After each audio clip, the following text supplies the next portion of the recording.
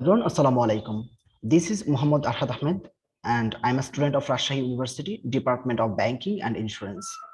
In this video, I will show you that how we can create a pivot table and pivot chart from Excel, by Excel from a particular data.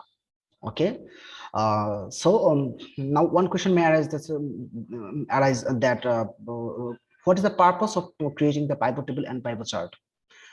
We can the purpose behind this, that is by pivot table we can summarize, explore, and show the summary of data in pivot table, and a pivot chart is the graphical representation of pivot table where we can easily understand what is about easily understand about the particular data. Okay, so let's start to create the pivot table and pivot chart.